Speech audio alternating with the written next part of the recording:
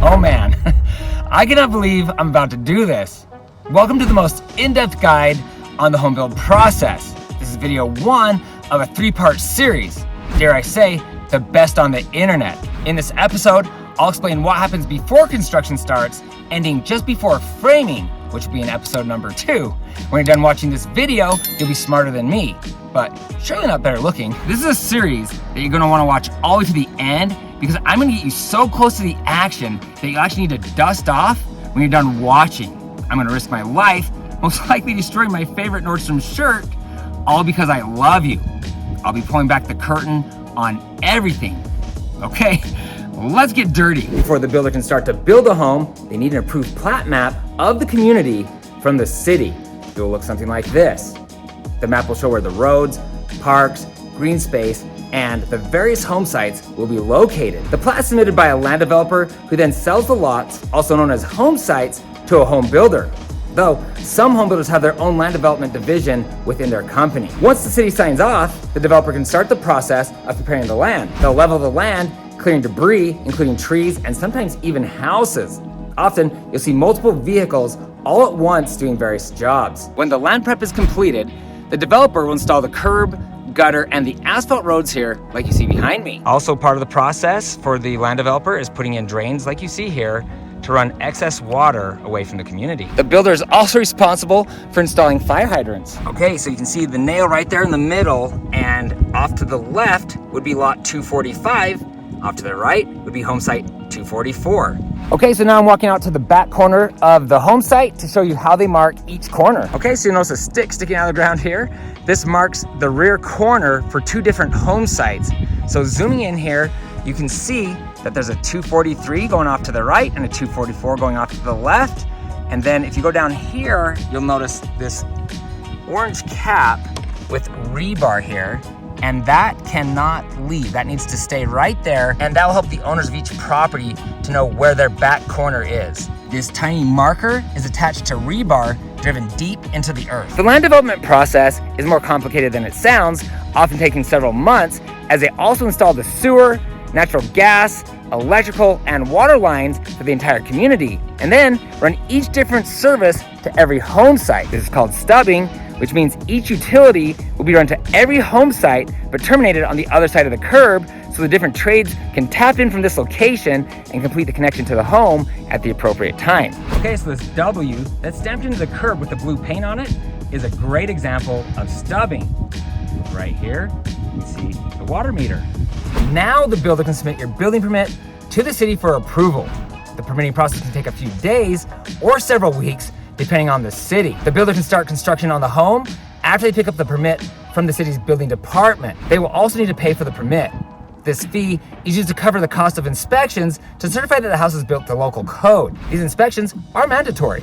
Step number 1, the builder will mark the home site using the plot plan as their guide. They'll put these little pegs you see here in the ground and spray paint lines so the excavator knows where to dig. Usually, the builder will mark the home site and dig the next day.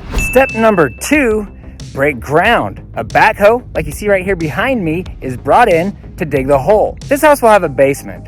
The excavator will dig the hole a few feet wider than the footprint of the house so the different trades have space to work. So this large chunk of dirt sitting right here is where the garage will be located. So there's no reason to dig it out just to fill it back in. But also, this is virgin soil, which means it has been sitting here for probably thousands of years, and it's already compacted, giving the garage and really the house more stability.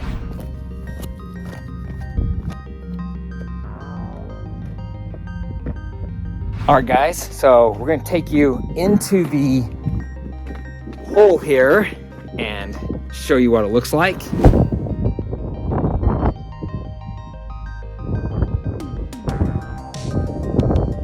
The reason I wanted to get you guys so close is because the stability of your home starts right here on this dirt. It's vital that your home is built on solid ground, which I'll talk about more in just a minute, but also that the ground is level. The excavator will use special equipment to ensure that it's done correctly. Step number 3, an outhouse or porta potty or John, whatever you want to call it, is placed on the home site, usually off to one side so it's out of the way. The various tradesmen, and tradeswomen who build the homes are expected to use the convenient little stink box instead of the bathrooms inside the house. We'll call this step number 4, though it's not always done, and that's testing for collapsible soils. This is usually only done if they see a potential problem. If collapsible soils are discovered, there are multiple solutions. Step number 5, they'll pour the concrete footings. The main purpose of these footings is not only to bear the weight of your house, but to also make sure that the weight of your house is evenly distributed to prevent settling. You'll notice that the footings are placed along the entire perimeter of the house. The foundation will be poured on top of these footings. While framing the house, the builder will place a 2x4 wall resting where you see these interior footings. They do this to bear the weight of the center of the home. If you're finishing a basement, make sure you know where these weight-bearing walls are and do not remove them.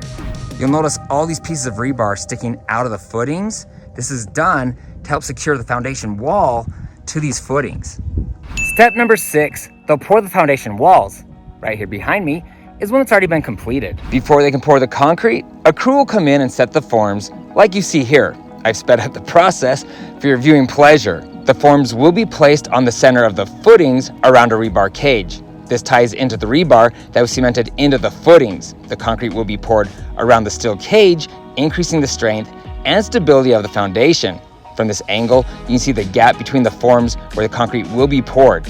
You will also notice wedged 2x4s to keep the forms in place. They will also place large steel frames just like this inside the forms to leave openings for basement windows.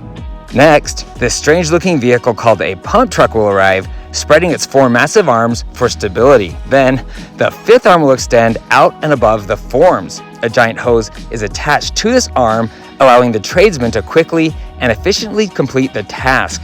When ready, multiple concrete trucks will line up behind the pump truck. They'll take turns pouring wet concrete into the back end of the pump truck, which in turn pulls the concrete up through the giant hose, spitting it out the other end.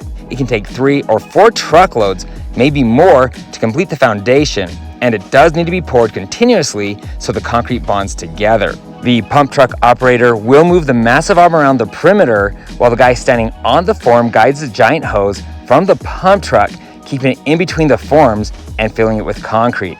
The foundation will need a minimum of 7 days to cure or harden before framing can start, though most builders will allow more time than that. Concrete continues to cure for about 4 weeks, at which point it reaches maximum strength. Fortunately, there's still plenty of work that can be done while we wait. Okay, so you'll notice this weird piece of concrete jetting out from the foundation wall. This is what they call a key, and the front door is going to be right here, and the concrete steps, when they're poured, will rest on this key and they'll keep them from sinking. After they've poured the foundation, you'll notice all these little pieces of metal sticking out of the top of the foundation wall. If you look right here really close, you can see that it looks like a screw, right? Well, what they're gonna do is gonna put a pressure-treated board on top of here and be able to bolt it down. Okay, and if you follow the foundation wall, you'll notice this strange piece of metal sticking out. That is called an earthquake strap here in Utah, but in other places, it might be called a hurricane strap.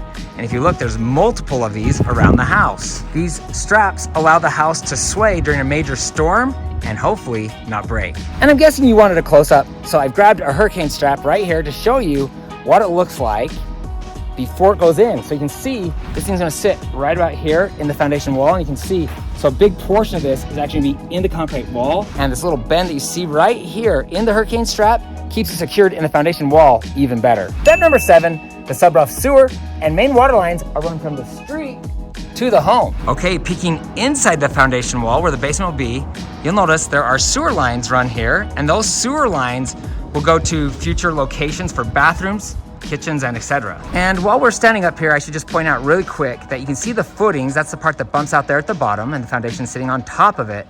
You'll notice there's this little line of footings right here with no foundation. When they frame the house, they'll put some 2x4s resting on those footings, and these footings are there to help hold the weight of the center of the home. Okay, so I wanted to give you guys a close-up of these plumbing lines. You can see that's where it's coming from the street, and then if you go between my legs here, continuing through, you can see it kind of runs throughout this area, and you can see one over there. That's gonna be a main drain line, probably for the kitchen.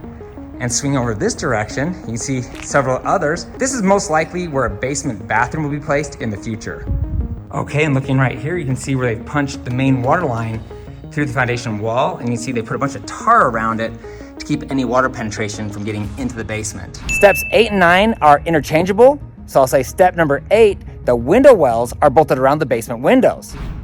So you can see the opening there in the concrete foundation. That's a basement window, and this window well is attached to the exterior to hold back the dirt once this is backfilled. Here's an extreme close-up for those of you that care. Step number 9, the damp-proof tar is applied to the exterior of the foundation wall. Okay, so you can see they only sprayed it about halfway up the wall, maybe a little higher than that, and that is because the dirt level will come up to that tar. Anything that's sitting below the ground will want that tar, and that's because concrete is porous and they don't want moisture getting into the basement. You'll also see the 674 right there. That's lot number 674. That way, all the trades know which home site they're working on.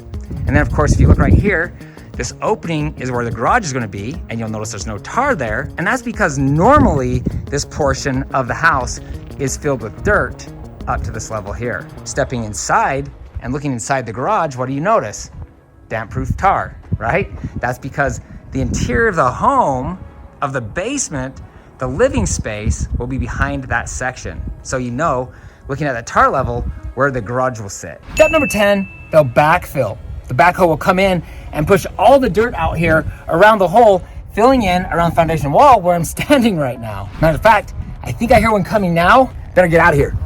Step number 11, compaction. The builder will use special machinery to condense the soil around the foundation. They'll leave extra dirt against the wall because the soil will continue to settle or sink, sometimes for several years. Okay, so right here you can see a backhoe. It's got the shovel on there, which is used to fill the house. But I want to give you guys a close-up of the tool they use to compact.